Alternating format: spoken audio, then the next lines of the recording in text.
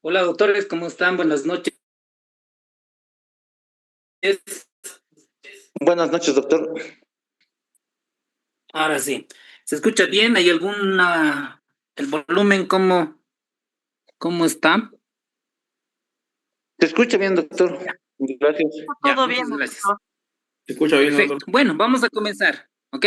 Esperemos que todos hayan podido repasar el PDF que les han enviado, igual el resumen, que eso es clave, el libro de Harrison, mucho más aún si el libro de Farreras o cualquier otra bibliografía o artículo de revisión no sistemática para hipertensión arterial. Dos cosillas, ¿no? El tema de hipertensión arterial, vamos a ver que ha cambiado de nombre, ¿ok? Ha cambiado de nombre y pues vamos a ver ahorita en base a las guías europeas de cardio y un poco de las americanas, vamos a comparar con lo que dice el libro de Harrison. Bueno, entonces como es de costumbre vamos a repasar las preguntas similares que tenemos y que nos van a ayudar a ver cómo han estado preguntando similarmente, parecidamente, y para ver los conceptos potencialmente preguntables, ya que las preguntas de Bolivia no son elaboradas de la misma manera que otros países, ¿ok? ¿Alguien puede leer, por favor, la primera pregunta y la respuesta? Pueden activar su micrófono, por favor. Buenas noches, doctor. Yo voy a leer cómo se Gracias. define la Recording in progress. presión arterial. Presión sistólica mayor a 140 milímetros de mercurio o presión diastólica mayor a 90 milímetros de mercurio en personas mayores de 18 años. Ok, entonces anótense en su resumen, por favor, hasta el momento, porque estos datos han cambiado, más de 140, 90, ¿ok? Hipertensión arterial, más de 140, 90. Anótense, por favor, en su resumen, porque vamos a comparar con el libro de Harrison, la 20 edición, la 21 edición y las guías de práctica clínica. Ok, entonces lo primero que tenemos que recordar es que tenemos que dominar cuándo es presión arterial normal, cuándo es presión elevada y cuándo es hipertensión arterial y todos sus estadios. Entonces, eso lo tienen que dominar, ¿no? Es importante recordar. Siguiente pregunta, ¿algún otro doctor, doctora? La pregunta y la respuesta. Vamos. Doctor, buenas noches. Buenas noches, En doctorita, caso, dale. en caso de que la presión arterial no responda al tratamiento farmacológico, se debe agregar un segundo agente antihipertensivo al tratamiento. Ok, siguiente concepto, lo que tenemos que repasar es cómo es el manejo o cómo es la gestión en pacientes que no respondan al tratamiento farmacológico, ¿ok?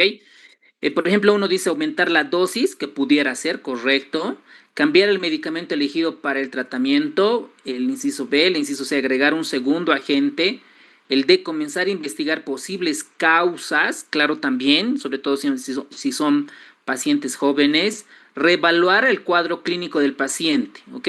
Entonces, esta pregunta medio que pudiera tener dos o tres respuestas. En la justificación que nosotros pusimos dentro de esta pregunta es cuando un paciente con hipertensión no responde adecuadamente al tratamiento farmacológico inicial, la estrategia es agregar un segundo agente antihipertensivo de clase diferente. Digamos, si estaba con un YECA y un ARA, añadir un diurético ahorrador de potasio, por ejemplo. Especialmente si la presión arterial sigue por encima del objetivo a pesar del uso de una dosis adecuada del primer fármaco. Ok, bueno, siguiente pregunta. A ver, ¿alguien puede leer la pregunta y la respuesta, por favor? Si alguien tiene una presión arterial de 139/87, ¿a qué categoría pertenece? La respuesta, prehipertensión.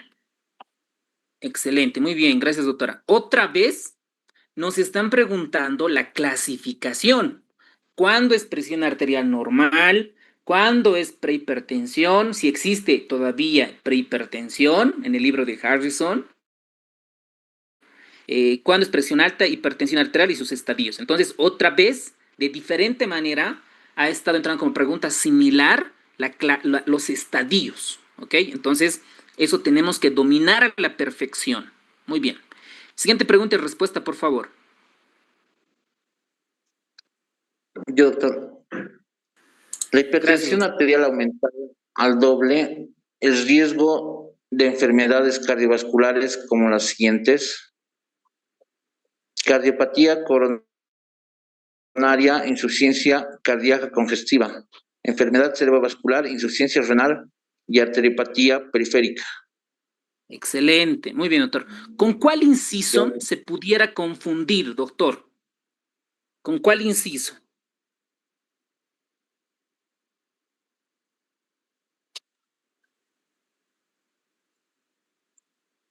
A ver, si nosotros analizamos el inciso A, ¿no? Sí tiene cardiopatía coronaria, sí es un factor de riesgo de hipertensión. En su falla cardíaca, por supuesto. Enfermedad cerebrovascular también. ¿Ok? Inciso A está, solo que está incompleto. El inciso B, cardiopatía coronaria, falla cardíaca, insuficiencia renal también, solo que está incompleto. Cardiopatía coronaria, el inciso C, enfermedad cerebrovascular e insuficiencia renal también está incompleto. Y la E también está incompleta. La que más está completa es la D.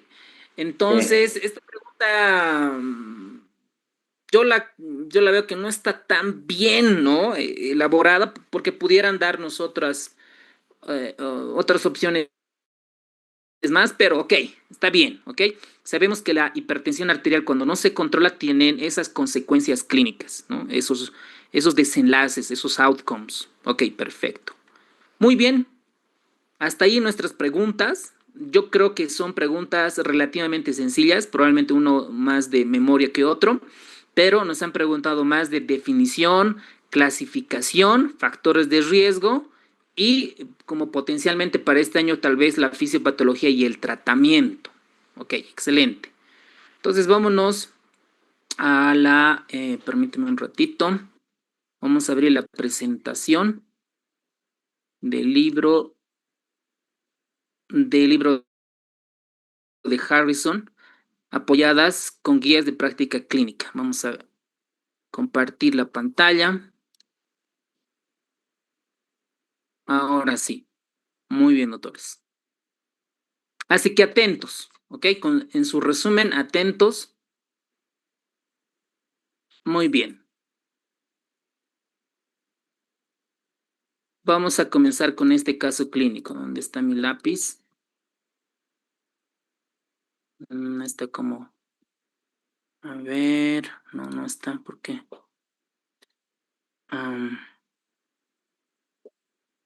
Ya. Más que todo, o sea, el objetivo es que no solamente es que yo repita lo del libro, sino es que comencemos a analizar cada concepto fisiopatológico. Vamos a comenzar con esto para llamarles la atención. Se trata de una paciente femenina de 33 años. Miren, es una paciente joven, relativamente joven, 33 años. ¿Dónde está mi lápiz? 33 años. Y es en la ciudad de Cochabamba, ¿no? Que acude por cefalea, ¿ok? Esa es su clínica.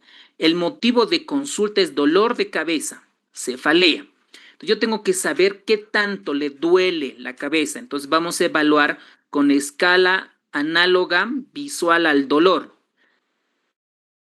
Nos dice que es 3/10. Además está acompañado con fatiga, debilidad muscular. Dentro de los antecedentes personales patológicos de importancia, tiene hipertensión hace un año, es decir, a sus 32 años le diagnosticaron hipertensión arterial. En tratamiento con amlodipino, losartán y labetalol. Tiene 3 antihipertensivos, un calcio antagonista, un ARA y un beta bloqueante. 3 antihipertensivos. Pregunta para ustedes, doctores. ¿Cuál es la definición de hipertensión fármaco-resistente? Hipertensión arterial resistente al tratamiento o fármaco-resistente. ¿Cuál es la definición? En este caso, solo la hipertensión sería inducida de manera secundaria, pero en estos 3 antihipertensivos tendría que tener un diurético.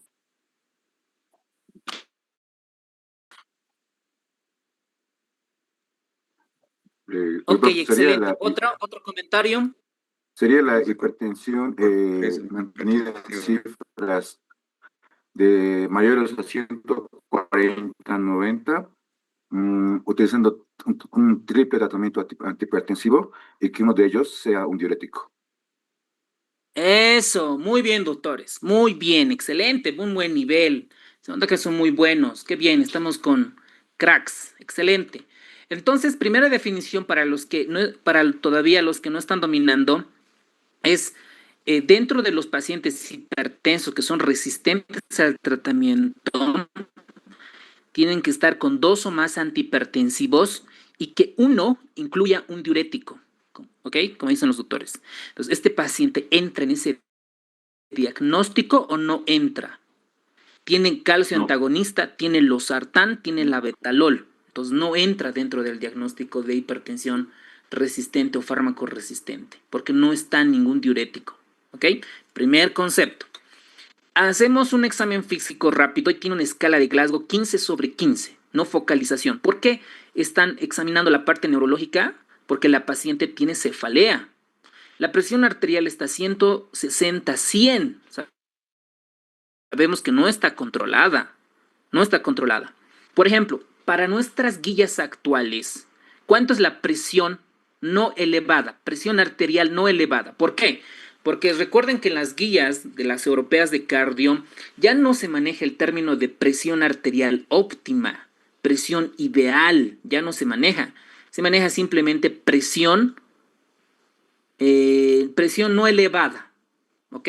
¿Cuál es el argumento? El argumento es de que el hecho de que las mujeres, sobre todo, refiere las guías, la medicina basada en la evidencia, que el factor de riesgo ya puede comenzar incluso más antes. Entonces, vamos a pregunta para ustedes, ¿no? Como conocimiento general. ¿Cuándo es una presión antiguamente llamada óptima y actualmente presión no elevada? ¿Cuánto más o menos le dices a tu paciente, esta presión tiene que tener usted, sin comorbilidad? ¿Cuánto es la presión arterial normal o no elevada? ¿Menos de cuánto? Menos de 120. 120-80. Menos de Ya, 120-80. ok. Antes se decía eso, 120/80. Actualmente, según las guías de cardio, es menos de 120. Eso, bien. Qué bien, bien. Están súper actualizados. 120/70 es la presión no elevada. ¿Ok? Entonces, a sus pacientes le tienen que decir lo normal es menos de 120/70. ¿Ok? Claramente, la presión arterial en esta paciente no está controlada. Está taquicárdica, frecuencia respiratoria de 18, está normal, no hay soplos, la parte abdominal lo mismo, neurológico lo mismo, no fueron impresionantes sin signos de hipocratismo o edema. Se solicitan exámenes complementarios. La radiografía de tórax y el electro fueron casi normales. ¿Ok? Ahora, ¿cuál es el trastorno ácido-base de este caso? ¿Qué trastorno ácido-base es? ¿Cómo está el pH? El pH normal es de 7.38 a 7.42. Si disminuye el pH, es acidosis. Si aumenta el pH, es alcalosis. Entonces, tiene un pH de 7.45. Doctores, ¿qué es? ¿Neutro, acidosis o alcalosis? Alcalosis. Alcalosis. Ya tenemos el nombre. Alcalosis, ¿no ven? Ahora, el bicarbonato, lo normal debería estar en 24 más o menos, ¿no? Más o menos el bicarbonato debería estar en 24. Si aumenta el bicarbonato, entonces sería alcalosis metabólica porque está 36. ¿Están de acuerdo? Está elevado. Entonces, este trastorno ácido-base es una alcalosis metabólica. ¿Todos de acuerdo? ¿Alguien tiene alguna objeción? Ok. Entonces, tiene alcalosis metabólica y tiene hipocalemia. Tiene hipocalemia. ¿Ok? Entonces, ya vamos a ir viendo cuál es la causa de esto? ¿Qué causas pudiéramos tener? La orina tiene 42 mil equivalentes de potasio, ¿ok? Está en orina 42 mil equivalentes, potasio está 23, el cloro 51, esto debe ser el sodio. Sodio de 42, potasio de 23, cloro de 51, y miren, tiene una osmolaridad de 209. Entonces ustedes ya se están dando cuenta si está normal o anormal. Entonces, ¿cuál es la función de la aldosterona? ¿No? Aquí vamos a ver qué tiene que ver la aldosterona. La aldosterona normalmente en el riñón, en nuestros riñones, en tu riñón o el riñón de tu paciente, tiene la función de jalar, absorber sodio, jalar sodio y excretar potasio e hidrogeniones. ¿Ok? Repitan ustedes, ¿cuál es la función de la aldosterona? Absorber el sodio y excretar potasio e hidrogeniones. Eso, muy bien, doctorita. Esa es la función de la aldosterona, ¿verdad? Entonces, si esta aldosterona hiperfunciona, lo voy a hacer de color verde, si hiperfunciona la aldosterona, voy a absorber mucho sodio, mucho sodio. Entonces, ¿qué voy a tener? Hipernatremia. Y voy a excretar mucho potasio por la hiperfunción de la aldosterona, ¿ok? Entonces voy a tener el paciente hipocalemia, ¿ok? Porque está perdiendo por la orina mucha cantidad de potasio. Si estoy perdiendo mucha cantidad de hidrogenión, voy a tener acidosis, ¿no? Además, ¿no? Si estoy perdiendo muchos hidrogeniones. Además, dentro de estos están alterados con el bicarbonato, ¿no? Voy a tener alteración en el bicarbonato. Y esta reabsorción de bicarbonato puede aumentar los niveles séricos y generarnos alcalosis, ¿ok? Alcalosis en este caso metabólica. Entonces, en este caso, el paciente podemos sospechar que tiene hipocalemia, ¿ok? Con un sodio normal, pero esto, potasio, sabemos que no es normal, tiene 2.7, tiene hipocalemia. Por lo tanto, es correcto que en este caso clínico hayan pedido la aldosterona y la renina, en los cuales reportaron 97 y 0.19 respectivamente, y el nivel de cortisol fue 11.7. Entonces, se hace una relación entre los niveles de aldosterona y renina, fueron de 510 nanogramos de decilitro. ¿Qué nos vamos a ir a entender? Que la causa, en este caso, de la paciente pudiera tener una hipertensión arterial secundario a algo. Una gran sospecha es que pudiera tener elevada la función de la aldosterona. ¿Están de acuerdo?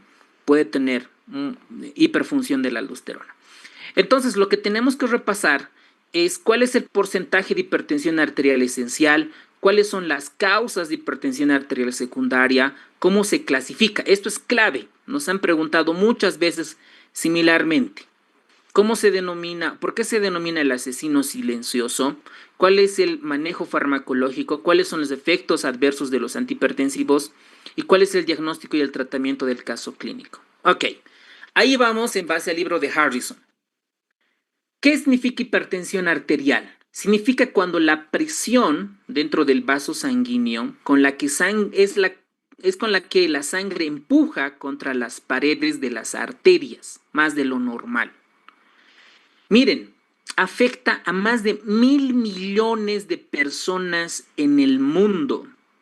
Entonces, imaginan las empresas farmacéuticas con estas personas que tienen que fabricar antihipertensivos, cuánto de dinero mueven, la parte económica, y es responsable de 9.4 millones de muertes por año. La hipertensión mata, por eso se la denomina el asesino silencioso. Probablemente ustedes han visto pacientes, tienen pacientes con hipertensión arterial sistémica y muchas veces no deben de cumplir el tratamiento porque no les duele nada, están oligosintomáticos. Muchas de estas muertes son por complicaciones de la hipertensión, no solita como tal de la hipertensión, sino por las complicaciones que va dejando. Y vuelvo a repetir, si tú a tu paciente le dices, le muestras un video o no sé, alguna imagen de una hemorragia intracerebral, de un infarto de miocardio, de una fibrilación auricular, de un paciente que están en hemodiálisis, probablemente pudieran tomar conciencia. Y ustedes saben que los pacientes a veces son un poco disciplinados, ¿no? En cuanto al tratamiento.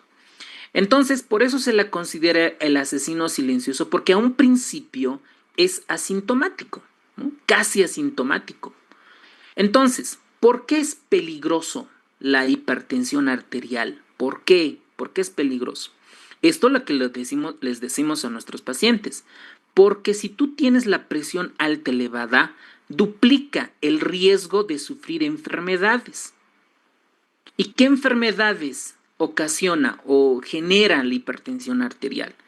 Cardiopatía isquémica, toda la anterior semana que vimos, falla cardíaca, enfermedad cerebrovascular, las embolias, enfermedad renal y la enfermedad arterial periférica. Entonces, yo no quería repetir lo mismo, ¿no? Por ejemplo, esta pregunta, este concepto, ya ha sido preguntado, ¿ok? Entonces, de memoria lo tienen que dominar. La hipertensión duplica el riesgo de qué enfermedades, doctores. Alguien que active su micrófono, por favor. Yo, doctor. Vamos, doctorita. De cardiopatía coronaria, insuficiencia cardíaca congestiva, enfermedad cerebrovascular, insuficiencia renal crónica y arteriopatía periférica, porque afecta a los miembros. Eso, muy bien. Muy bien, doctores. ¿Qué más podemos aumentar al libro de Harrison, doctores? ¿Qué más le aumentamos? ¿Qué más ocasiona la hipertensión arterial? Ya, yo voy a ver por una. Una es la fibrilación auricular. Otra, ustedes, doctores, ¿qué han leído? ¿Qué dice Farreras? ¿Qué dicen los artículos que han leído? ¿Perdón? Retinopatía hipertensiva. Eso, muy bien, retinopatía hipertensiva, daño en los ojos. ¿Qué más? ¿Qué más le podemos aumentar acá? Enfermedades vasculorrenales. Vasculorrenales, ok, perfecto, está dentro de enfermedad renal, vasculorrenal, muy bien, doctor. Enfermedades vasculorrenales, muy bien. A ver, la aterosclerosis, acelera la aterosclerosis. Ok, otra que ustedes más hayan leído, hayan investigado. Aneurismas. Eso, muy bien, los aneurismas arteriales. Doctor, ¿podría ser la apoplejía? Claro, está dentro de enfermedad cerebrovascular, ¿no? Los dos variantes, stroke, el isquémico, la apoplejía y el hemorrágico, ¿no? Perdón. Hipertrofia del ventrículo izquierdo. ¿Una fibrosis? Eso, ok. Hipertrofia ventricular izquierda. Ok, perfecto. Dentro de las enfermedades cardiovasculares, ¿no? Hipertrofia ventricular izquierda. Como ustedes verán, la diferencia es que en el libro de Harrison dice duplica estas enfermedades, 1, 2, 3, 4, 5. A estas probablemente no las duplica. Esa es la diferencia. Entonces me he dado la molestia, un poco apoyarle a esta presentación de no solo repetir el libro y buscarle el odds ratio, el hazard ratio, los riesgos relativos. Aquí está identificado el hazard ratio, ¿ok? El hazard ratio. Este es el ajustado, no es el crudo, es el que está con el análisis multivariado estudiado. Miren, la presión arterial, el factor de riesgo, el hazard ratio, es de 2.04. Si tu enfermera, tu internito, te pregunta, doctor, ¿qué significa este 2.04? ¿En cuánto porcentaje aumenta la hipertensión para cardiopatía isquémica? ¿Qué les responderían, doctores? A ver, ¿cuántos están en la clase? 468 personas. Pónganle 450. ¿Qué les responden al interno de medicina, al estudiante de medicina? Nos pregunta, ¿en qué porcentaje nos aumenta. ¿Qué les respondemos? A ver, vamos a ver qué tan buenos están en estadística, en epidemiología, en médicos bien formados. A ver, ¿alguien? ¿El 100%? Claro, en porcentaje, ¿no? O sea, cuando una persona nos pregunta, ok, doctor, ok, yo sé que tengo presión alta, quiero saber en qué porcentaje me aumenta mi riesgo para cardiopatía isquémica. ¿O cómo le explicas? ¿O cómo le explicamos esto? Este valor de 2.04, que tiene un intervalo de confianza entre 1.46 a 2. Este es el valor puntual, pero el valor es este, ¿no? En realidad, entre 1.46 y 2.84. Como no pasa el 0, es estadísticamente significativo, entonces rechazamos la hipótesis nula y indirectamente aceptamos la hipótesis alterna. La pregunta es al paciente, en términos sencillos, ¿cómo le explicamos este 2.04? 30%. El Ya, hazard a ver. ratio, Otro dice 30%, muy bien, doctora. A ver, otro doctor, doctora. Ya, aquí va la cosa. Les voy a enseñar, les voy a hacer recordar, están llevado. Ustedes saben que el hazard ratio es un indicador de asociación factor de riesgo, ¿no es cierto? Que más de 1 es riesgo y menos de 1 es protector. Todos están de acuerdo, todos saben hasta allí, ¿ok? Todo clarito. Entonces, este 2.04 menos 1, ¿cuánto es? Agarra su calculadora, ¿cuánto le sale? A ver, vamos a ver. 2.04 menos 1, ¿cuánto le salió? 0.96. No, 2.04 menos 1. 1.04. Eso, 1.04. Por 100, porcentaje, ¿cuánto le sale? 104. Eso, 104. doctor. Esa es la respuesta. 104%. ¿Ok? El factor, o sea, la probabilidad de que tu paciente, de que nuestros pacientes, solo de tener hipertensión, la probabilidad de que tenga cardiopatía isquémica es del 104%, es decir, el doble. A ver, ¿alguien tiene su micrófono activo? A ver, los vamos a sacar, ¿ya? Vamos a sacar y vamos a anular el enlace. Listo. Doctor Gatón, mil disculpas, ¿lo puede explicar de nuevo? Claro que sí, claro que sí. Ok. Entonces, ok. Por eso dice el libro de Harrison que aumenta, ok, el factor de riesgo.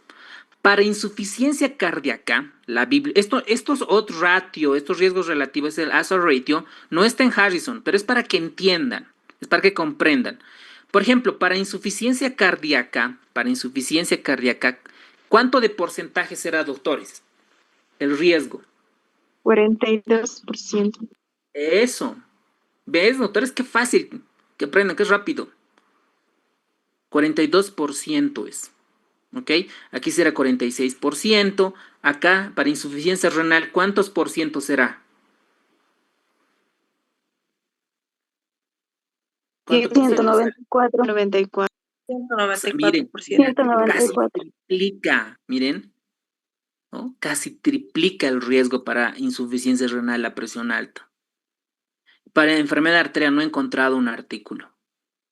Entonces, lo que nosotros tendríamos que hacer es buscar en PubMed, en cualquier base de datos, y para cada enfermedad buscar su hazard ratio, para cada uno de estos. Entonces, por eso acá dice que duplica el riesgo, ¿no? En para cardiopatía isquémica sí duplica, para esta casi no, 42%, 46% para este triplica, pero de manera general son para estas enfermedades. Y para cada enfermedad se puede sacar, en realidad, para cada uno de estos.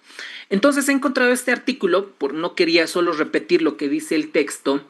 Esta investigación ya son de varios años, donde se comparan los pacientes en enfermedad renal crónica avanzada. con una presión arterial, un grupo de pacientes tenía más de 140 pacientes y otro grupo de pacientes menos de 120 milímetros de mercurio.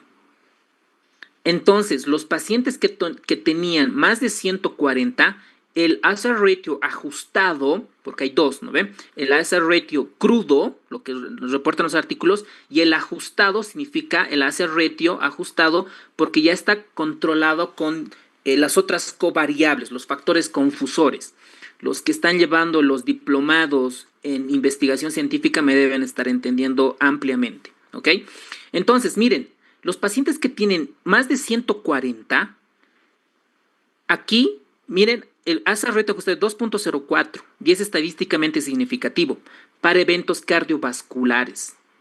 Estos pacientes, estos grupos, tienen más del doble de riesgo para que puedan sufrir enfermedades cardiovasculares, infarto agudo de miocardio, enfermedad arterial periférica. Entonces, imagínense los médicos que no saben interpretar esto y mucho menos van a poder explicar a los pacientes. Por eso es importante ver estos datos estadísticos. Entonces, el riesgo de enfermedad cardiovascular aterosclerótica, infarto agudo de miocardio y enfermedad arterial periférica se han estudiado en esta investigación, y el riesgo de tener insuficiencia cardíaca en aquellos pacientes con enfermedad renal crónica, sobre todo catalogado en estadio 4 y 5 con una tasa de filtrado glomerular menos de 30. Entonces fue un estudio observacional, ¿ok? Recuerden que los estudios observacionales pueden ser retrospectivos por un caso y control o pueden ser una cohorte prospectiva. ¿Ok? Por ejemplo, acá puede ser una cohorte prospectiva. Ambos son estudios observacionales. Esto fue un estudio observacional. Miren la cantidad de pacientes. Suene, 1,795 pacientes. Les tomaron la presión arterial y en el análisis estadístico aplicaron el Cox multivariado. El Cox multivariado, que es un poco de análisis, es parte más de investigación, mide los eventos en un tiempo, en este caso la enfermedad. Entonces, a estos pacientes les han seguido durante un tiempo, ¿no? Les han seguido durante un tiempo y en este tiempo han visto quiénes presentaban enfermedades cardiovasculares, ya sea infarto, enfermedad arterial periférica, etc. Entonces, miren estos resultados. Los pacientes que tenían una presión arterial más de 140, miren el hazard ratio ajustado, 2.04. Entonces, acá este 2.04 en porcentaje, ¿cuánto sería, doctores? Ya lo saben. A ver, vamos a sacar 104, ¿no? A ver, vamos a ver, 2.04 menos 1 por 100, 104%. Entonces, miren, 100.4 veces aumenta la probabilidad, ¿ok? Los pacientes que tenían, por ejemplo, presión arterial diastólica, ¿no? Miren, es la presión de pulso igual, más de 60, menos de 51, igual tuvieron el riesgo de 167% más. ¿No? Lo mismo para insuficiencia cardíaca, miren su hazard ratio de 1.42 y es estadísticamente significativo. Entonces, en este estudio, ¿no? Ahora, veamos un poco de epidemiología en base al libro de Harrison. Esto es libro de Harrison. Miren, las diferencias por sexo. ¿Quiénes están más afectados por la hipertensión? Los varones, ¿ok? Los varones. Estos estudios son un poco antiguos, miren, del año 2018. 78 millones de adultos hipertensos. De las razas, los más afectados fueron los afroamericanos, 33.5%, seguido de 28 los caucásicos y 20.7 los latinos. O sea, nosotros, solo por ser latino, ya genéticamente tenemos un riesgo. Y en las personas más de 60 años, los pacientes que tenían hipertensión fueron 65.4%. Entonces es una enfermedad hiperprevalente. Características en los afroamericanos. La hipertensión aparece más temprana, es más intensa, hay más apoplejías, más hipertrofia ventricular izquierda, más falla cardíaca y enfermedad renal terminal. ¿Ok? Hay factores de riesgo, ahorita los vamos a ver. La genética influye, el ambiente influye. Por ejemplo, ustedes van a encontrar en las ciudades, La Paz, Cocha, Santa Cruz, Sucre, Tarija, todas las ciudades de La Paz, a comparación del campo, del pueblo, vamos a encontrar más pacientes hipertensos en las ciudades que en los pueblitos. Por eso dice acá el libro de Harrison que la urbanización y la industrialización elevan la presión arterial. Y uno se pregunta, ¿por qué? por el estrés, por el mayor consumo de sal, ¿no? O por la obesidad, ¿ok? Entonces, algo debe jugar acá. Entonces, cuando nosotros leemos artículos, es para actualizarnos y para generar hipótesis, ¿no? Para decir, a ver, esto pasa en mi región, al año yo ya voy a ser residente, tengo que dominar metodología de la investigación, etc. Miren, el consumo de mucho de sal aumenta la presión arterial. Entonces, aquí nosotros tenemos que saber cuánto de sal a mi paciente, ¿cómo le voy a decir? Una cucharilla, ¿cuánto de sal tiene? ¿No? Y así comenzar a identificar. Lo mismo, la baja consumo de calcio, el bajo consumo de calcio y el de potasio se han asociado como factor de riesgo. Antes, cuando yo era internito, residente, solo sabía que el consumo de sal, ¿no? Era un factor de riesgo para hipertensión arterial. Ahora se sabe que la disminución del consumo de calcio y de potasio también aumenta el riesgo. Y la relación de sodio y potasio en orina es un mejor indicador para medirlos por separado. También se lo ha involucrado al alcohol, al estrés psicosocial, a la inactividad física como factores contribuyentes a la hipertensión arterial. Miren, esta imagen me parece alucinante, donde compara, es un estudio, miren, desde el año 2000, desde el año 99 incluso, hasta el año 2018. ¿Cuántos años son acá? 18, casi 19 años, ¿no? De seguimiento. A ver, ¿quién hace un estudio de semejante importancia? 19 años de estudio de seguimiento. Y miren acá, en este tipo de pacientes, el periodo de supervivencia en estos casos. ¿Qué han mostrado? ¿No? Esto es un estudio desde el 99. La gráfica representa una prevalencia de hipertensos definida más de 130-80, o los pacientes que tomaban medicamentos. ¿A qué quiero llegar? Que los hombres, miren, son los más afectados, o somos los más afectados, 51.7% al inicio. Luego fue descendiendo, ¿no? Posteriormente y otra vez aumentando. Miren, 51%, va descendiendo y posteriormente va aumentando. En las mujeres, 42% al inicio, va bajando en el año 2013 y luego ya se va manteniendo en 39.7%. Entonces, miren, los hombres, los hombres, 51%, todos, y las mujeres. ¿Quiénes tienen más hipertensión? Los hombres, miren, 51 versus 39 con las mujeres. Muy bien. Ahora, uno se pregunta y dice, ¿qué factores de riesgo yo voy a buscar en mi paciente para ver si puede desarrollar hipertensión arterial? Entonces aquí lo ha clasificado bien bonito, ¿ok? En factores no modificables y en factores modificables. Sabemos que la edad, el hecho solo por envejecer, cada día envejecemos, ya es un factor de riesgo para hipertensión arterial y para sufrir todas las consecuencias de la hipertensión.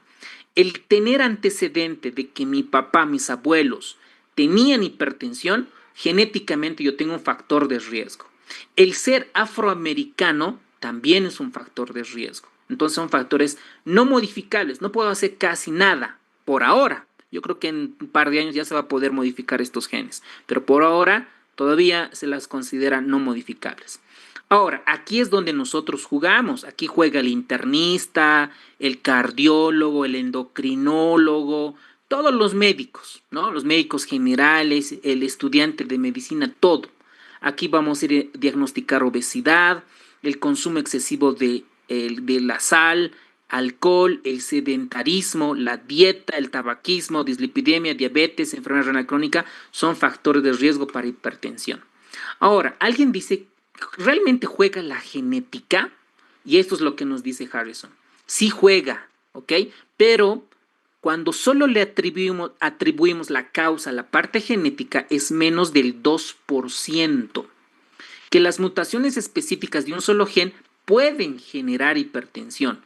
Dos ejemplos claros, y esto anótense por favor en su resumen, donde están viendo que el síndrome de Liddle y el hiperaldosteronismo familiar son dos enfermedades ligadas a la parte genética. Esto, si nos quieren aplazar, nos pueden preguntar, ¿no? Es decir, ¿cuáles son las mutaciones específicas y qué enfermedades pueden generar estas dos? Ahora, se sabe que la hipertensión arterial tiene un componente poligénico, es decir, que en la mayoría de las personas, más del 98%, la hipertensión es poligénica, es decir, que depende de muchos genes pequeñitos. Y estos genes se pueden activar por la dieta, por la obesidad, por inactividad física, por el estrés. No actúan solos, es decir, que hay un componente epigenético importante. Y se ha demostrado, y el libro de Harrison lo menciona claramente, que los estudios a gran escala se han identificado 20 mutaciones raras, 10 polimorfismos genéticos, y muchos de estos polimorfismos afectan todo lo que es la regulación de la presión arterial. Lo que no dice es qué tipo de genes. ¿Ok? Habla de locus, de loci, etcétera. Eso tal vez los más prevalentes pudieran ser preguntados. Bueno, luego también tenemos que los estudios familiares estiman que la heredabilidad de hipertensión más o menos juega un rol del 30 al 40%. Esto, para los que van a postular a la residencia que solo tienen un solo puesto, estos datos tienen que memorizar a la fuerza, ¿ok? Porque te estás jugando en un solo puesto. También el libro de Harrison nos comenta que la epigenética juega un rol importante porque estos pueden activar y desactivar la expresión genética dentro de nuestro material genético, ya sea por metilación del ADN, modificación de histonas, por la dieta, el estrés, exposición a tóxicos, pueden activar y desactivar genes que están involucrados en la regulación de la presión arterial. ¿Ok? Muy bien, doctores. Hasta ahí todo claro. ¿Ok? Entonces, la presión arterial sí mata, ¿no? A un principio no da síntomas, pero ya luego nos truena, ¿no? Nos da riesgo para cada uno de estos. Ahora, vamos un poco a la fisiopatología. Esto, entienden la fisiopatología de la presión arterial, les va a ayudar a los emergenciólogos, anestesiólogos, intensivistas, internistas, todo lo que tenga que ver con la presión arterial. Esto es la base, las bases. Entonces, la presión arterial tiene dos determinantes, depende de dos variables importantes. Depende del corazón, que es el gasto cardíaco, y depende de la resistencia periférica. ¿Ok? Dos cositas, gasto cardíaco y la resistencia vascular periférica. De eso depende la presión arterial. Si se modifica el gasto cardíaco, voy a hacer de otro color. Si disminuye el gasto cardíaco, disminuye la presión arterial. Si disminuye la resistencia vascular periférica o sistémica, disminuye la presión arterial. Y al revés, si aumenta el gasto cardíaco, aumenta la presión arterial. Si aumenta la resistencia, aumenta la presión arterial igual. ¿Ok? Ahora, vamos a profundizar. Este gasto cardíaco, el corazón, depende de dos. ¿Ok? Del volumen sistólico o volumen latido, que es la sangre con la que el ventrículo izquierdo expulsa, o el ventrículo derecho también, ¿no? La sangre que expulsa, y el latido del corazón, la frecuencia cardíaca. Y este volumen sistólico, la sangre que expulsa el ventrículo izquierdo, lo que expulsa, depende de dos, que lo vamos a ver profundizar en insuficiencia cardíaca. La precarga, la contractilidad y la poscarga. ¿Ok? La poscarga. Entonces, en hipertensión, ¿cuál de estas variables, de estas tres, está afectada? Todas, ¿no? Si le damos volumen, el paciente consume mucha sal, ¿qué va a pasar? Aumenta la precarga. Y si aumenta la precarga, aumenta el volumen, aumenta la presión arterial. ¿Ok? La postcarga lo mismo, ¿no? Cuando hay menor distensibilidad, ¿ok? Entonces aumenta la presión arterial y aumenta la poscarga y le da mayor trabajo al ventrículo izquierdo y por eso se hipertrofia. Bueno, lo mismo la frecuencia cardíaca, tanto si aumenta o disminuye repercute en la presión arterial. La resistencia vascular periférica tiene dos componentes, la estructura como tal, ¿okay? La estructura y la función vascular a través de mediadores como el óxido nítrico, la prostaglandina y otros. Cuando el vaso sanguíneo, cuando nosotros envejecemos, porque nunca más vamos a ser joven, ¿verdad? ¿Están de acuerdo? Nunca más vamos a ser más joven de lo que hoy somos. Entonces, cuando está la aterosclerosis, esta pierde la distensibilidad. Si pierde la distensibilidad, aumenta la resistencia y aumenta la presión arterial. Lo mismo, Si hay un daño endotelial, hay alteración de la síntesis de óxido nítrico, prostaglandina y otras sustancias vasodilatadoras, también repercute en la resistencia y repercute en la presión arterial. En resumen, ustedes, ¿de qué depende la presión arterial? ¿Cuáles son los determinantes? Pueden activar su micrófono. El gasto cardíaco. Del gasto cardíaco y la resistencia periférica. En este caso, el gasto cardíaco de volumen sistólico y frecuencia cardíaca, y la resistencia periférica, estructura vascular y función vascular.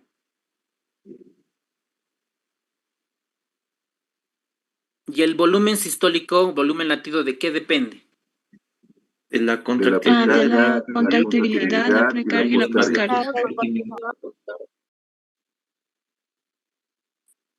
Excelente, doctores. Muy bien. Perfecto. Con eso ya estamos hechos. Ahora, vamos a preguntarnos. ¿Cómo la presión arterial se eleva? ¿De qué depende? ¿De qué mecanismos depende? Ahí tienen los incisos. Puede elevarse porque aumenta el volumen vascular. Por ejemplo, un paciente enfermo renal crónico a veces al final no llega a tener diuresis. Al no tener diuresis, aumenta el volumen, aumenta la presión arterial, y la presión arterial sabemos que lo truena al corazón, lo truena al cerebro, lo truena al riñón y otros. ¿Ok? Una persona que consume mucha sal, lo mismo, aumenta el volumen, aumenta la presión arterial, lo lastima a su corazón, lo lastima a su riñón, a su cerebro, pero no se da de cuenta. No sabe que lo está arruinando porque no le da síntomas. ¿Ok? Lo mismo el sistema nervioso simpático. Cuando una persona está en mucho estrés, trabajo, ¿ok? Aumenta la frecuencia cardíaca y por ende aumenta la presión arterial. Por eso actualmente en tratamiento no farmacológico, en la meditación, el mindfulness, la relajación, etcétera, juega su rol. Antes yo no la tomaba en cuenta. O sea, para serles sinceros, decía cualquier cosa, la meditación, la relajación, cualquier cosa, ¿no? Pero ahora se ha demostrado que sí disminuye la presión arterial y que puede ser más efectiva que un tratamiento farmacológico, y eso lo vamos a ver en artículos. Esta semana, mañana voy a investigar y les voy a presentar en el PowerPoint, ¿ok? Lo mismo el sistema renina-angiotensina-aldosterona. Si hay aumento de la función de la renina, aumento de la función de la angiotensina 2, sobre todo de la aldosterona, cualquiera de estos tres va a aumentar la presión arterial. Tumor que sintetice renina, tumor que sintetice angiotensina 2, tumor que sintetice aldosterona, como parece ser nuestro caso clínico. Los cambios vasculares, el envejecimiento hace que se eleve la arterial, mecanismos inmunitarios, inflamación y el estrés oxidativo. ¿Ok? Entonces, atentos, doctores, de todo esto, en las siguientes diapositivas tenemos preguntas. ¿Ok? Entonces, espero que ahorita estén con el libro de Harrison, con su resumen, con otros libros para poder responder. Miren, el riñón, ¿quién regula el volumen intravascular? Muchos órganos, pero hay uno clave, que es el riñón. ¿Ok? Por eso es importante que ustedes a sus pacientes refieran que tienen que tomar líquidos, porque es uno de los factores que protege al riñón. El riñón es el que regula el sodio y el agua. Cuando la ingesta de cloruro de sodio excede la capacidad renal para excretar el sodio, es decir, el riñón dice, no, ya no puedo, por favor, ya no me den sodio, porque ya no lo puedo eliminar por natriuresis, no lo puedo eliminar, ¿qué va a pasar? Va a aumentar el volumen. ¿Por qué? Porque el sodio es un osmolito activo, porque jala agua por un mecanismo de ósmosis, ¿no? Jala agua, entonces aumenta el volumen. Eso aumenta el gasto cardíaco. Y esto activa la regulación vascular, elevando la resistencia periférica. Si el riñón no puede eliminar el sodio, ¿ok? Porque hay un exceso de mineralocorticoides y hiperactividad simpática, por ende aumenta la presión arterial. Por eso sabemos que los pacientes con enfermedad renal, la diálisis puede controlar el volumen y por lo tanto reducir la presión arterial. ¿Ok? Entonces aquí, importante cloruro de sodio. Nosotros tenemos que saber, en base a la guía, cuánto tiene que consumir el paciente sin hipertensión y el paciente que tiene presión arterial elevada, que les vamos a comentar.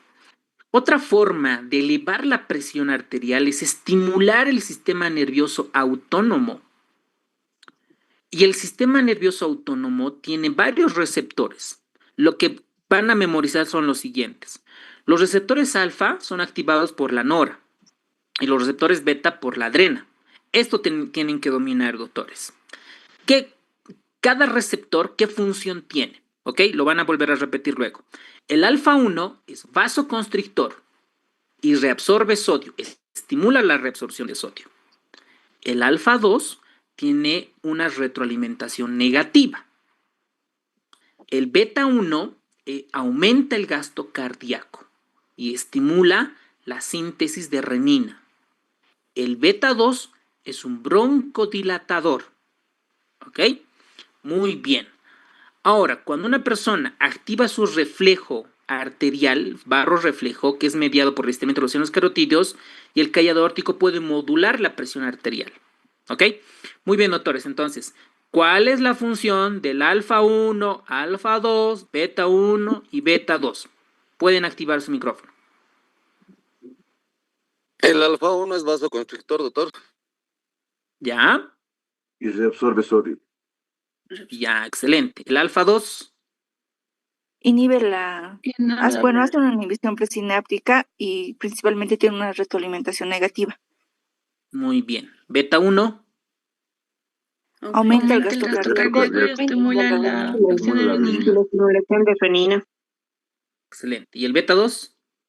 Es un broncodilatador. Vasculariza de los huesos y los dilata.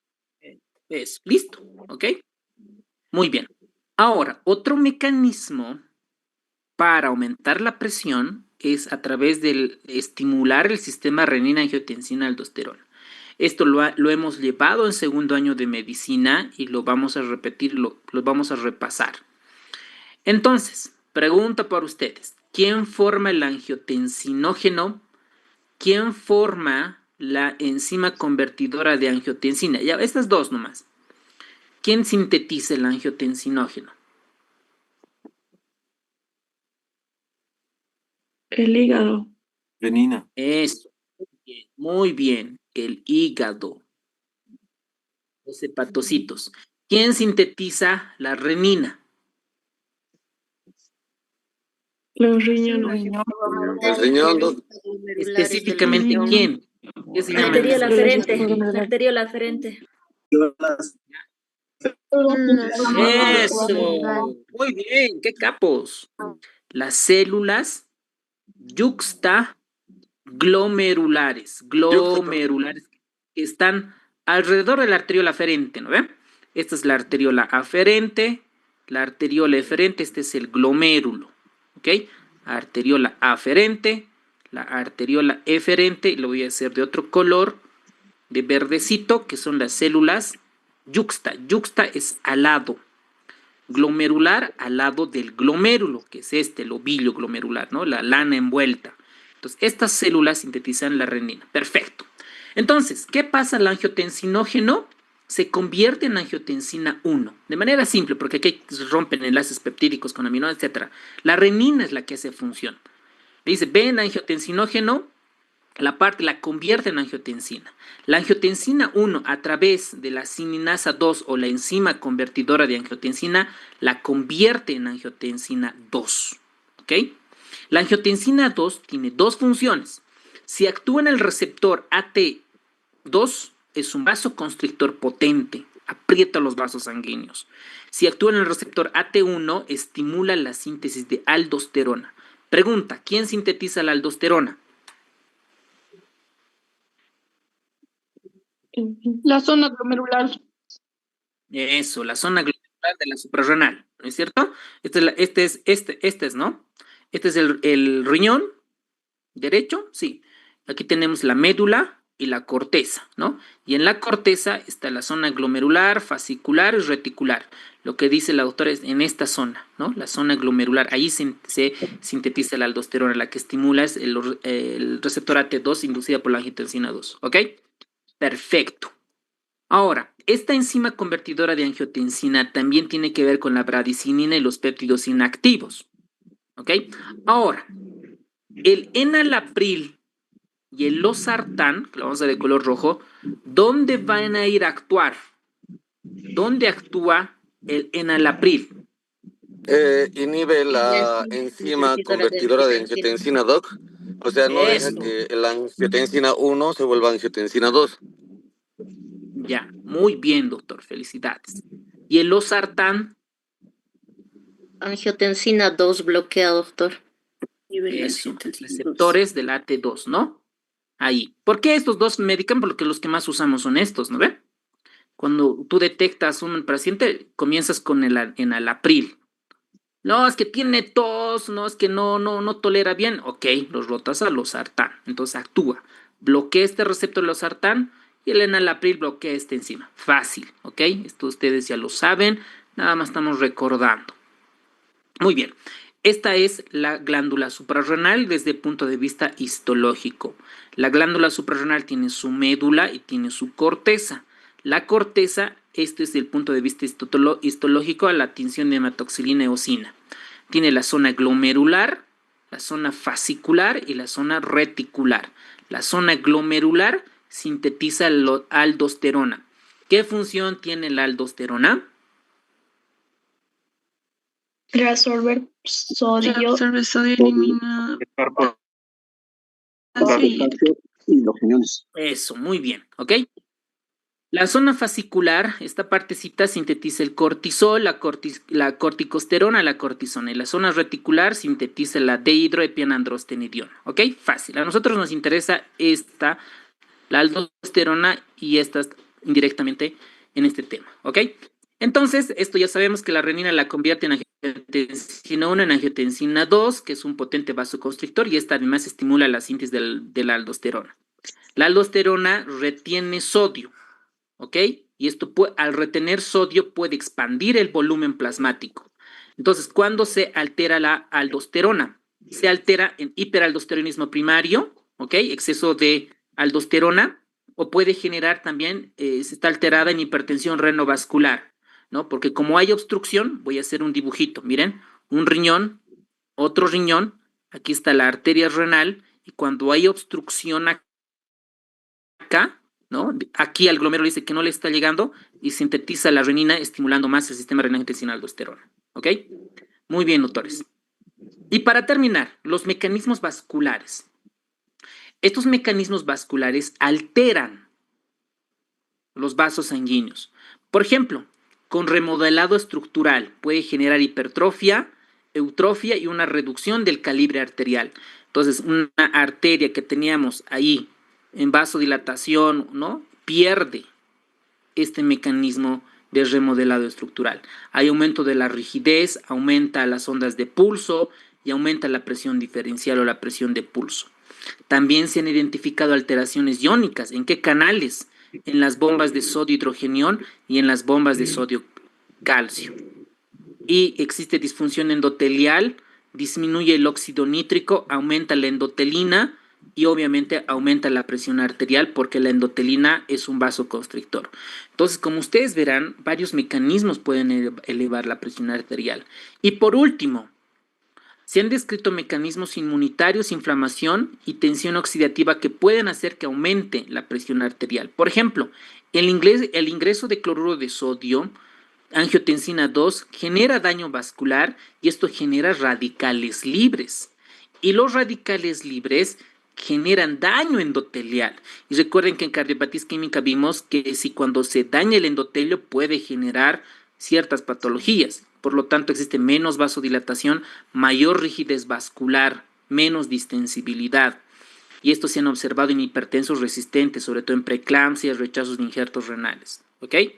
Muy bien, doctores, esos son los mecanismos. Ahora es su turno de participar con las preguntas. Entonces, 20 segundos para que respondan. Pueden hacerlo en el chat, por favor. Con hipertensión resistente al tratamiento tiene hipopotasemia y alcalosis metabólica. ¿Cuál es el mecanismo más probable?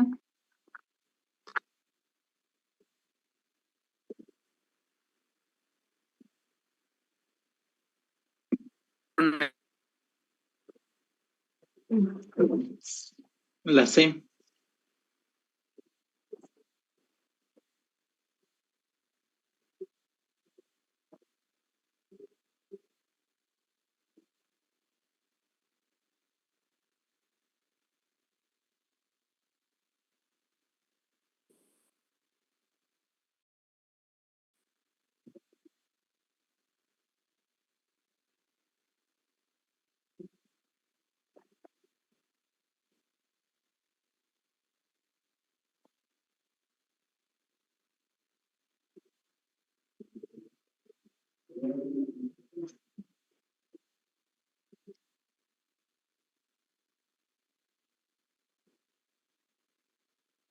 ¿Qué documento?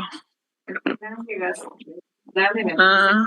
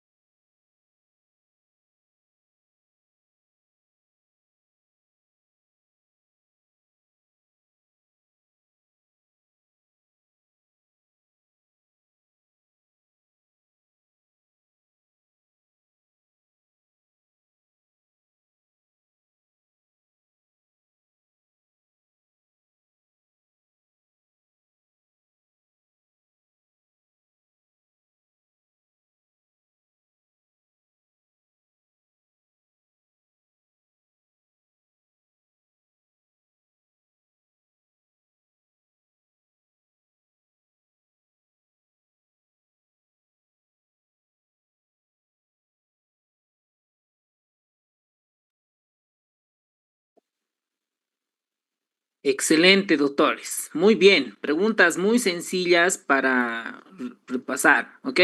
Tengo, ahorita en Zoom me están lanzando mensajes que hay varios códigos repetidos. Por ejemplo, 102. ¿Quién es el real? ¿Reina o Vania? ¿Nadie? A ver, entonces los dos vamos a tener que... Seguramente los siguientes, a los repetidos, van a comenzar a eliminar. Después habían varios 140 y... Yo soy 350, doctor Rilda. Doctor, disculpe, yo soy Marco Antonio, soy el 604. Estoy en dos dispositivos porque le escribí hoy porque no sé, en mi móvil veo, pero el audio no es bueno y estoy en mi PC por el audio. Va a tener que elegir uno porque el Zoom no va... En el siguiente va a comenzar a analizarlo, va a tratar de eliminar. Les rogaría que en un solo dispositivo pudiera acceder al Zoom. Ya después no habría Sí, es que no he inconveniente. tenido problemas del primer día, y eso es que de mi móvil veo las diapositivas y es que el audio no es bueno y de la PC no puedo ver, pero por el audio. Ya, por hoy día, porque luego va a ser un poco difícil. ¿Ok? Bueno, continuemos entonces. ¿Quién es ese tan Celín, maldito? ¿Me puede hacer votar? No sé, la anterior igual está. Doctor, La en anterior mi sí caso no. también yo soy la 303, me designo. Ya. Bueno, ahora, continuemos entonces. ¿Qué pasa si el paciente hipertenso no se controla, ¿no? No se controla y no se diagnostica porque no tiene síntomas, ¿no? No la diagnostican, no tienen síntomas. ¿Y qué pasa? ¿No? ¿O qué pasa si el hipertenso no toma sus medicamentos o no hace el tratamiento? Va a sufrir sus órganos. La enfermedad cardiovascular que ya comentamos puede generar hipertrofia del ventrículo izquierdo, insuficiencia cardíaca, infarto, cardiopatía isquémica, el riñón, el cerebro, embolias, enfermedad arterial periférica, retinopatía hipertensiva. Pacientes que tienen hipertensión obviamente mueren más jóvenes. ¿Ok? Mueren más jóvenes. Entonces, esta es una imagen de la guía de hipertensión de la Sociedad Europea de Cardio del año 2024, del año pasado, esta guía. Miren, estas son las consecuencias de que cuando tu paciente no se trata, ¿ok? Porque le vale madres. Miren, hay lesiones en la sustancia blanca. Hay microinfartos, imagínense en el cerebro microinfartos. Hay microsangrados. Hay atrofia del cerebro. Hay deterioro cognitivo, demencia, incremento en las embolias, ya sea el isquémico o el hemorrágico. ¿Se imaginan la presión arterial lo que ocurre? ¿Saben? El que sabe manejar bien TikTok, editar, lo hacemos de estos, ¿no? Sobre todo para los pacientes, etcétera. Y comenzamos a armar bonitos casos. Miren todas estas lesiones. En los vasos largos y medianas en las arterias, aterosclerosis, calcificación vascular, estrechamiento arterial. En la microcirculación, disfunción endotelial, aumento de la vasorreactividad, remodelado vascular, fibrosis, aumento de la resistencia vascular periférica. En el riñón, hipertensión glomerular, glomeruloesclerosis, se cicatriza el riñón. Esto se traduce en albuminuria, proteinuria y descenso de la tasa de filtrado glomerular.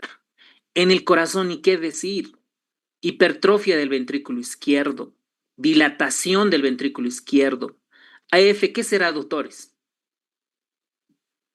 Fibrilación auricular. Eso, muy bien, doctorita. Fibrilación auricular. Cardiopatía obstructiva, no obstructiva, infarto, falla cardíaca, ya sea diastólica o sistólica. Y lo que ustedes decían, ¿no? A nivel del ojo, remodelado microvascular y retinopatía hipertensiva. Esta imagen, pucha, yo quisiera que en todos los centros estén en grande, ¿no? Porque se supone que nosotros como médicos también hacemos medicina preventiva. Entonces aquí están los neurólogos, los cirujanos vasculares, endocrinólogos, nefrólogos, cardiólogos, oftalmólogos. Entonces, un paciente que tiene hipertensión, que tienes, digamos, diagnosticas, ¿no? Un paciente, lo tienes que mandar con todas estas especialidades, ¿ok? Muy bien. Ahora, este artículo me ha parecido brutal, ¿no? Me he quedado hoy día ahí pensando, analizando. Miren, este estudio se hizo en España. Miren, desde el año 92 al año 2019. Es un estudio observacional de una cohorte prospectiva. Entonces, a todos los pacientes en el año 1992 se los reclutaron e hicieron seguimiento. ¿Hasta qué año? 2019. Se ha realizado en España y se ha seguido durante 26 años. ¿A cuántos? A 1029 adultos, personas. A un principio no tenían enfermedad cardiovascular ni tratamiento antihipertensivo. Y se los fue viendo en el tiempo y se los han estratificado en varios grupos. Miren, el objetivo de esta investigación fue responder la siguiente pregunta.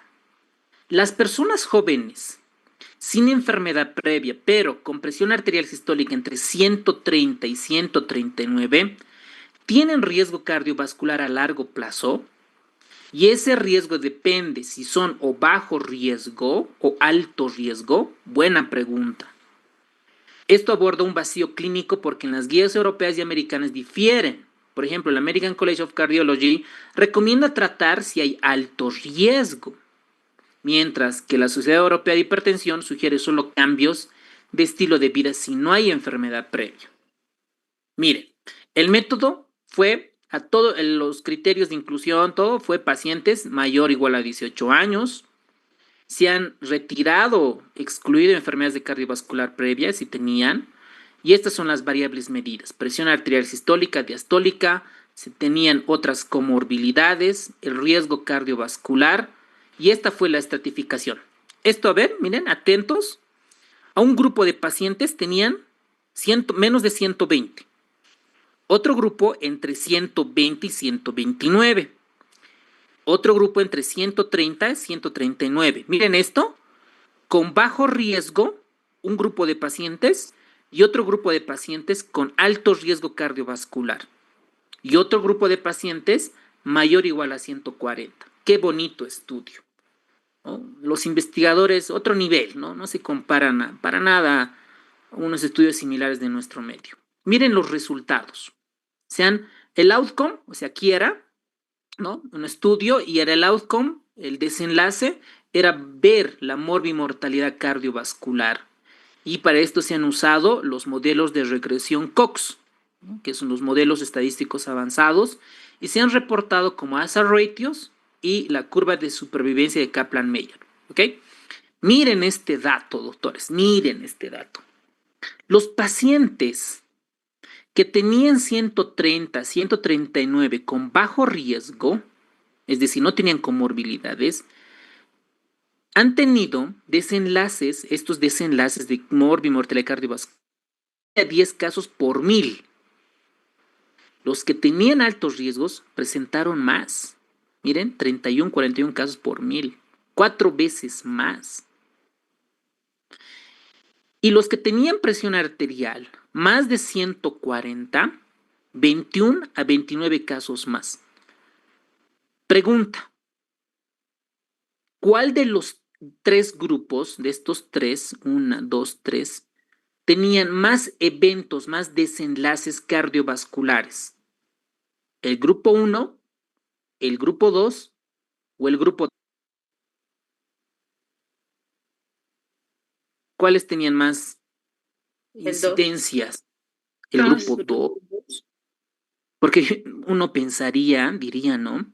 Los que tienen mayor presión arterial tienen más casos, pero en este estudio, miren, los que tenían 130, 139, pero tienen alto riesgo cardiovascular, sufren más eventos cardiovasculares.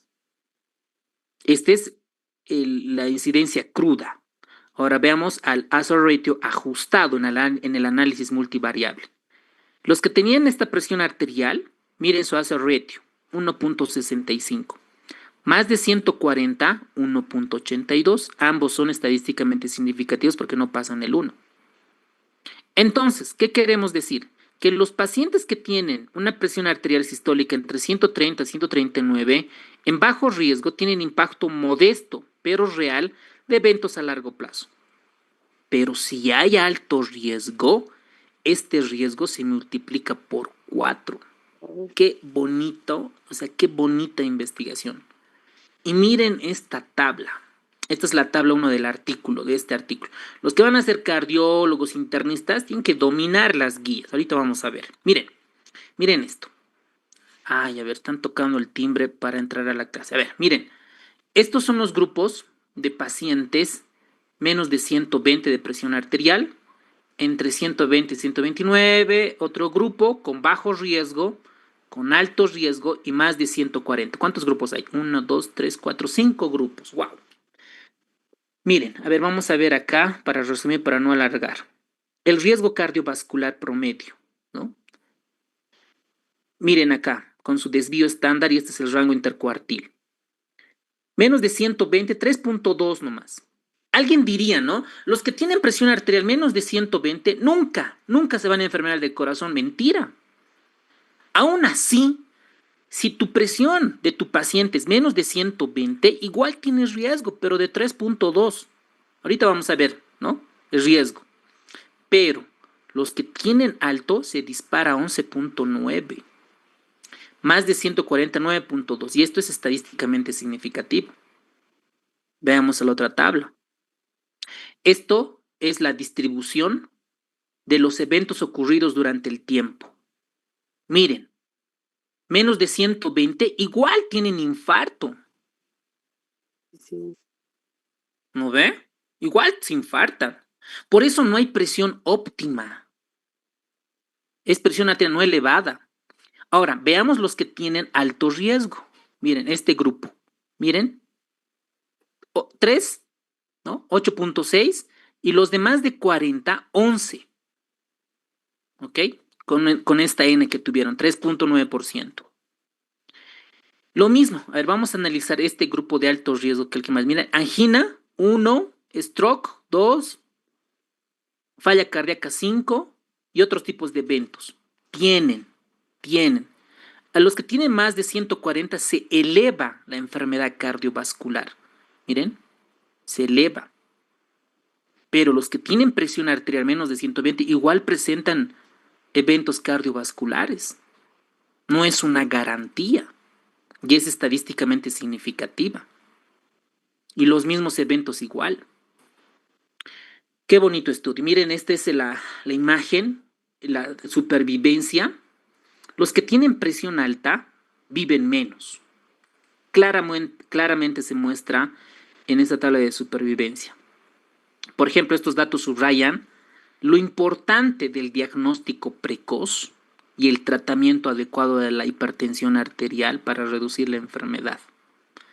Entonces veamos acá, miren, los que tienen menos de 120 viven más y los que tienen más de 140 de presión arterial viven menos. Entonces, la presión arterial, pues no solamente es un número, ¿no? Sino tiene su impacto. Y veamos que esta presión arterial elevada, ¿qué es lo que pasa? ¿Qué es lo que le hace al corazón? Hace hipertrofia. ¿Cómo? El punto es no memorizar, sino analizar. Habíamos comentado, ay, ¿por qué aparece esto? A ver, habíamos comentado que el corazón tiene un gasto cardíaco. Este gasto cardíaco depende del volumen sistólico y la frecuencia cardíaca, y el volumen sistólico depende de la precarga, contractilidad y poscarga, ¿ok? De eso depende. Cuando una persona tiene hipertensión arterial, aumenta la poscarga, aumenta el trabajo. ¿A quién? Al ventrículo izquierdo, aumenta el trabajo. Y cuando aumenta el trabajo, ¿cómo se defiende el corazón? Esto del Zoom, aparece una pantalla que me perjudica. Terrible. A ver, ahora sí. Entonces, este ventrículo izquierdo dice, no puedo trabajar con tanta fuerza, me dan mucha presión, mucho trabajo, mucho peso. Entonces, hipertrofia es como ir al gimnasio, ¿no? Cuando uno va al gimnasio aumenta masa muscular. Lo mismo acá. Por eso es hipertrofia el ventrículo izquierdo. ¿Por qué es hipertrofia? Por aumento de la poscarga. Eso lo tienen que dominar. También al corazón aumenta la cardiopatía isquémica, la cardiopatía aterosclerótica, enfermedad microvascular, arritmias. ¿Qué tipo? La fibrilación auricular. Entonces, grave la situación. ¿Y esta hipertrofia a qué lleva? Cardiopatía isquémica, porque consume más oxígeno, ¿verdad? Consume más oxígeno. Lleva a la apoplejía, a la falla cardíaca y a la muerte súbita. Habíamos comentado, cualquier paciente que tiene alteración en el corazón puede fallecer cualquier momento por arritmias malignas tipo FB o TB. Además, puede llevar a falla cardíaca, disfunción diastólica. Este es el primer dato que aparece. Cualquier paciente hipertenso tiene disfunción diastólica, que lo vamos a ver en falla cardíaca. Y esto se puede ver a través de ecocardiografía. Eso le pasa al corazón. Yo creo que el que más sufre es nuestro corazón cuando una persona tiene presión alta. Ahora veamos qué le pasa al cerebro. Lo más grave es que le produzca una embolia para la gente no médico, no salud. Para nosotros, la enfermedad cerebrovascular. Esta enfermedad cerebrovascular es la segunda causa de muerte. 5 millones en año y genera discapacidad, 15 millones de casos no letales. Entonces aquí intervienen los neurólogos, los neurocirujanos, ¿no? Intervienen aquí los neurorehabilitadores, los fisioterapeutas.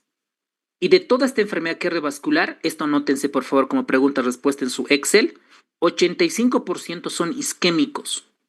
Este dato, doctores, van a comparar con el tema de enfermedad cardiovascular lo que la neuróloga va a dar, ¿ok?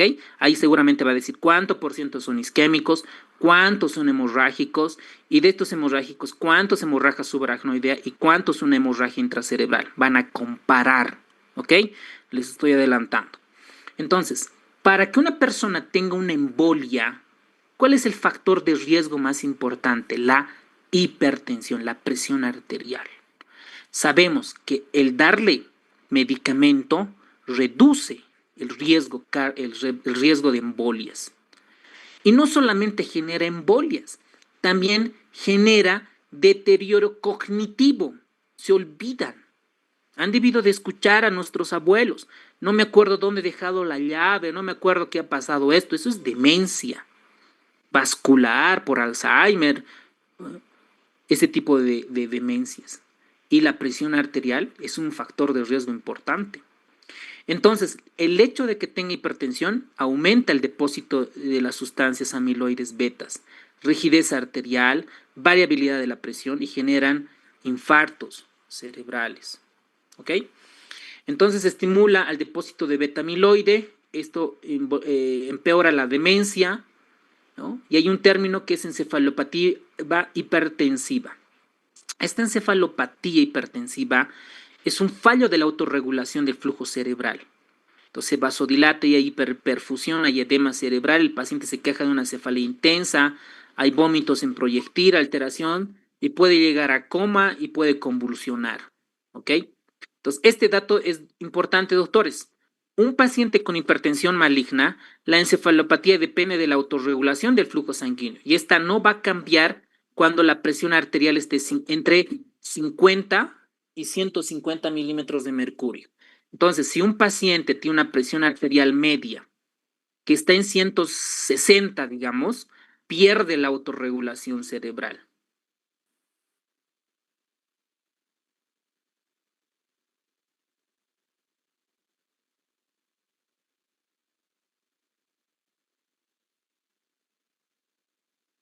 Ahora, ¿qué le pasa al riñón?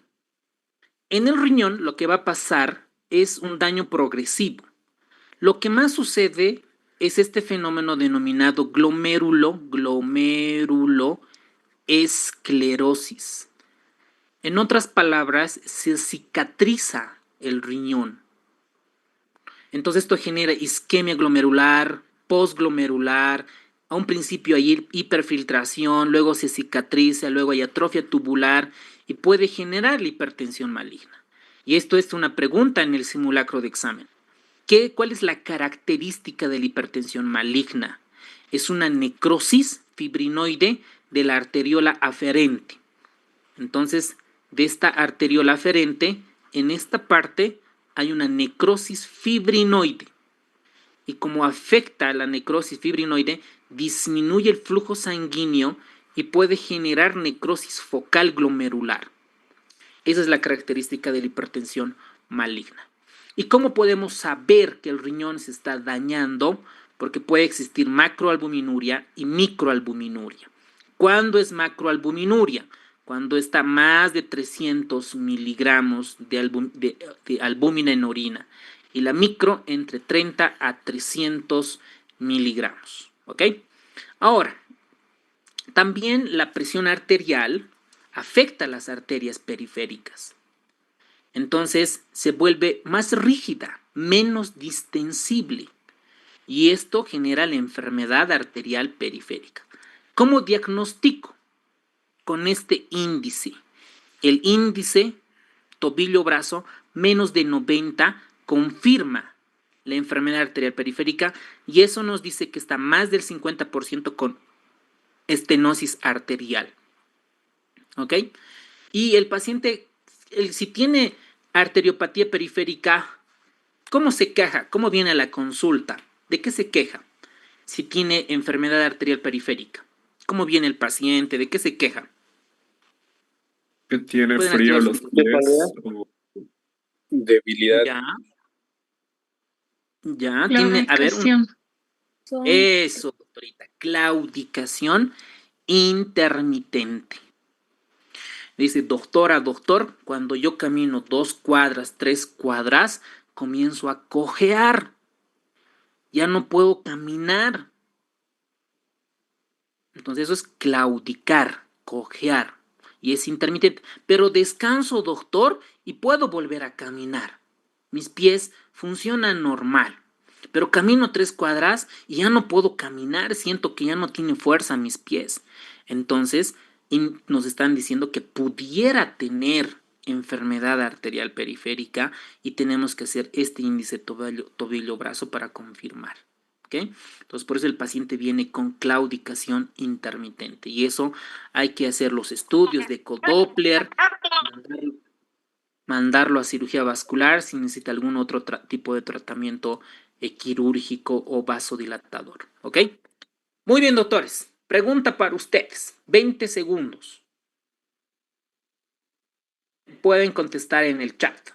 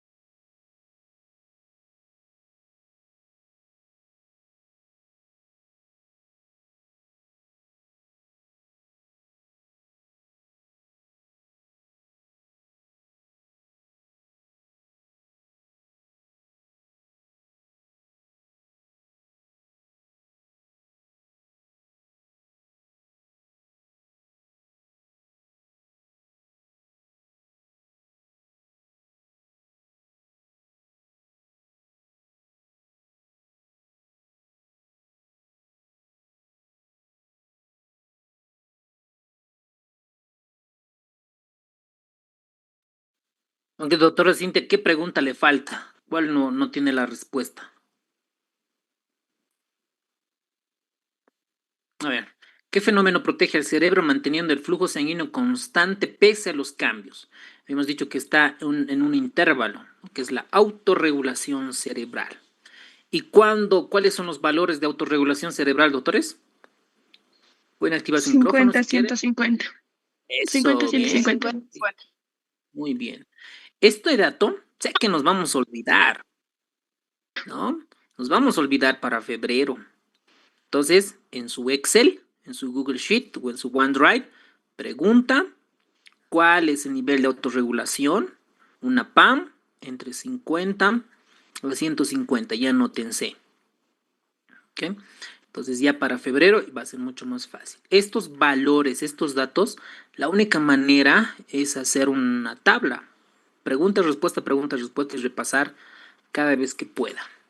Excelente, una gran recomendación. Ahora, también no lo pueden hacer y nos puede valer y que estudiar superficialmente, luego postular, no entrar y otra vez y así sucesivamente, ¿no? Tú eliges. Muy bien. ¿Cuál es el síntoma cardinal de la encefalopatía hipertensiva?